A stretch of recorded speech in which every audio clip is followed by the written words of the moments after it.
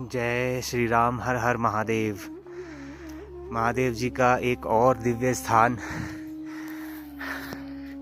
हिमालय पर, बहुत ही सुंदर स्थान।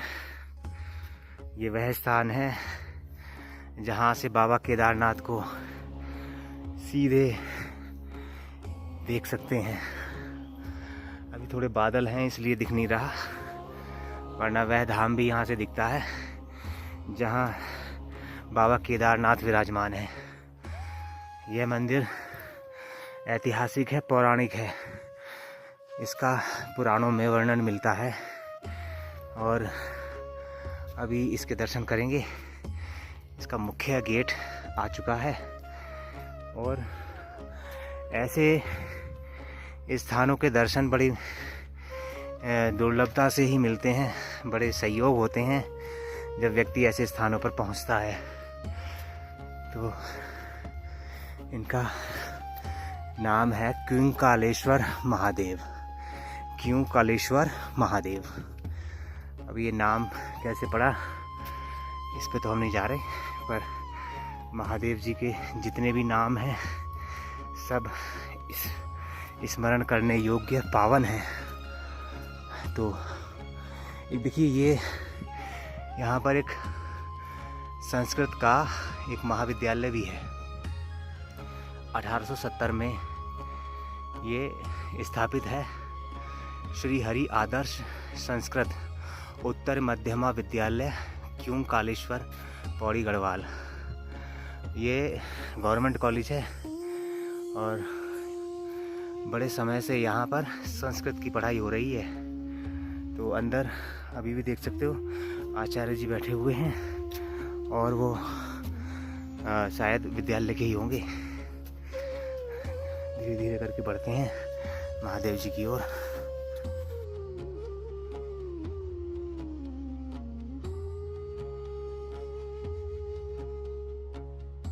हर हर महादेव, हर हर महादेव। अब आपको यहाँ की शैली दिखाता हूँ। ये प्राचीन शैली में बनाई गई नक्काशी है। पहली बात तो यह पत्थर यहाँ पर मिलता नहीं है जो इन गेट पर, द्वार पर लगाया हुआ है, कभी नहीं मिलता। ये देख लीजिए, खंडित भी हो चुकी हैं मूर्तियाँ, बहुत पुरानी है, बहुत पुरानी। और हो ना हो आदि गुरु शंकराचार्य द्वारा स्थापित यह मंदिर है। अपने को तो यही विश्वास है। गेट बहुत सुंदर है और इसका सही नाम है कंकालेश्वर महादेव और इंटरनेट पर डाल रखा है क्यूंकालेश्वर महादेव। बिल्कुल सब कुछ उलट पुलट कर रखा है इंटरनेट वालों ने। क्यूंकालेश्वर का तो कोई अर्थ ही नहीं बनता है ना। ये बहुत ही पुरानी है जगह। 1870 में तो वो विद्यालय स्थापित हो गया है।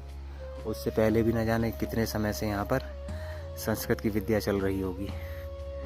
तो ये हमारा आज का दिव्य स्थान है। अब अंदर चलते हैं महादेव जी के दर्शन करने। रिकॉर्डिंग की परमिशन तो होती नहीं है महादेव जी के पास, फिर भी मन ही मन ले लेते हैं। मिली तो ठीक, नहीं मिली तो आपको बता देंगे कैसे थे। हर हर महादेव।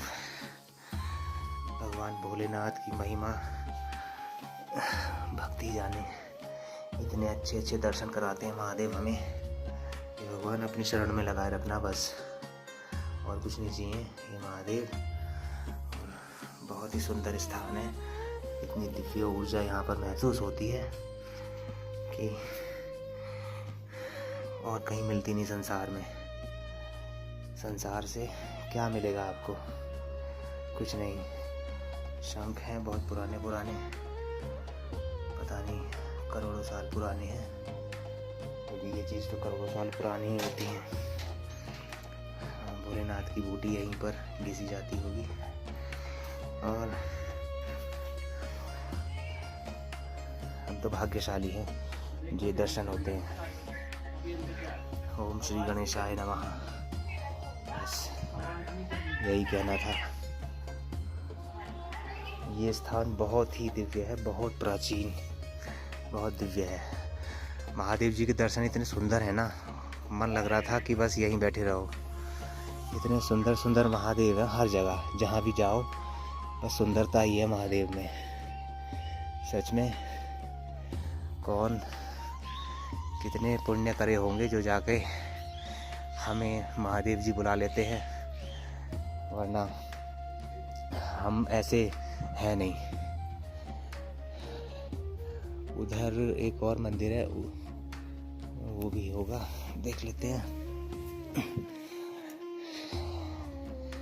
हे भगवान, इतना दिव्य है ये स्थान, बहुत अधिक, बहुत ज़्यादा। एक स्थान ये है, ये भी बहुत प्राचीन मंदिर है, देखते हैं।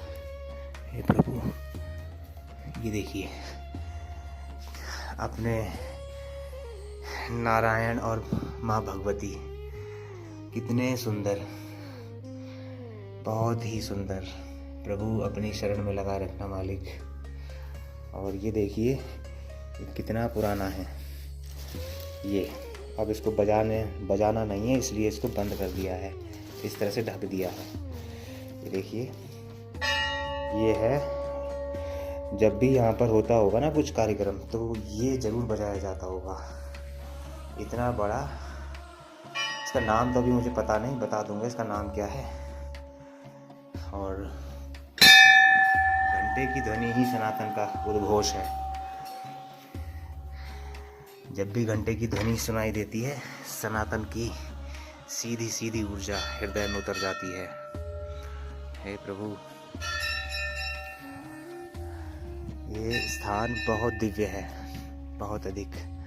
ये सब पुराने समय की बनाई हुई है, अभी भी वैसी की वैसी ही है, सब कुछ वैसा ही है।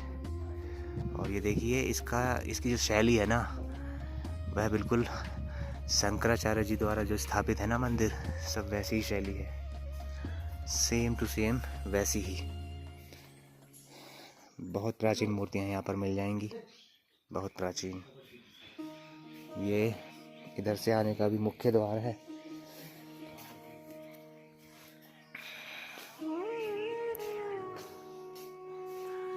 बहुत ही सुंदर है ये। मुक्तेश्वर अर्थात कंकालेश्वर महादेव धाम का वर्तमान इतिहास है। वर्तमान का मतलब है कि जब इसकी खोज हुई, उससे पहले तो ये हजारों लाखों वर्षों से यहाँ पर स्थापित होगा। तो वर्तमान में जो है 1900 संवत 1900 अर्थात 1843 ईस्वी तक के आसपास की बात है। गंगा दशहरा के दिन शिवलिंग की स्थापना और पूजा की गई। और यह धाम जो है मुनि संप्रदायों के साधुओं की मुख्य गद्दी स्थल है, जिसके पूजनीय महंतों की शिष्य तथा महंत परंपरा इस प्रकार है। जो सबसे पहले महंत थे यहाँ पर सेवादार, महंत शिवलीन मुनि मित्र शर्मा जी। उसके बाद महंत शिवलीन समबुद्ध शर्मा जी। ये इस धाम की महिमा है।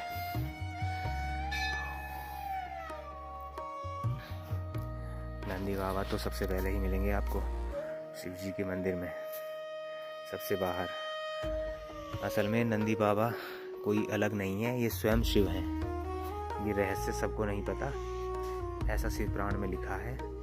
स्वयं शिव जी नंदी के रूप में जन्म लेते हैं, क्योंकि शिव के जैसा सिर्फ शिव ही हो सकता है। तो नंदी जो है वो शिव रूप ही है। कोई इसको पशु ना समझे, कोई इसको शिव से अलग ना समझे। और इधर की छटा बड़ी निराली है। ये जो वृक्ष है ना, ये बड़े सुंदर हैं। कंकालेश्वर महादेव ऐसी सुरम्य स्थान पर विराजमान है। ये संस्कृत महाविद्यालय जो नीचे दिख रहा है 1870 में स्थापित है। ये संस्कृत हमारी प्राण भाषा है। संस्कृत के बिना सनातन का कोई महत्व नहीं, सच में। जो अंग्रेजी पर इतराते फिरते हो ना, अंग्रेजी के एक्सेंट मार देते हो, आप एक संस्कृत का शब्द तो बोल के दिखाओ। भाषा प्रवाह की बात तो बाद में करेंगे हम, नहीं हो पाएगा तुमसे। हाँ, वो ज़रूर कर लेंगे जो संस्कृत में निष्ठा रखते हैं। ये है कंकालेश्वर महादेव, दर्शन कर लीजिए और पुण्य के भागी बनिए।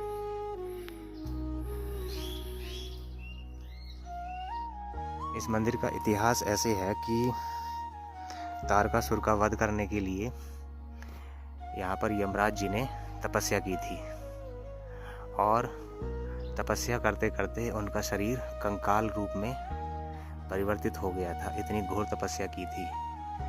तब शिव जी प्रकट हुए, तारकासुर का वध हुआ। और क्योंकि ये तो बात प्रचलित है कि जब शिव को भक्त प्रसन्न कर लेते हैं तो अपनी मनोकामना के बाद शिव जी से एक एक्स्ट्रा मनोकामना मांगते हैं कि शिव जी अब आप यहीं रह जाइए। तो शिव जी भी यहाँ पर माता पार्वती सहित इस स्थान पर रह गए और इस स्थान का नाम पड़ा कंकालेश्वर महादेव। कंकालेश्वर अर्थात यमराज जी का शरीर जब कंकाल रूपी कृशकाय हो गया था तो इस स्थान का नाम कंकालेश्वर महादेव हो गया। यहाँ पर कहा जाता है कि यमराज जी ने कहा कि जो भी इस स्थान पर अपनी मनोकामना मांगेगा भय मुक्त हो जाएगा और उसकी सभी मनोकामनाएं पूर्ण होंगी। ऐसा यह दिव्य स्थान है कंकालेश्वर महादेव। और कंकालेश्वर महादेव जी अंदर से बहुत ही प्यारे हैं, बहुत अधिक प्यारे। इनका रूप आपको दिखाता हूँ कैसे हैं। बहुत ही प्राचीन है और आपको के मन को मोह लेंगे। अंदर जो है पूजा पाठ चल रही है, मैं अंदर जा नहीं सकता अभी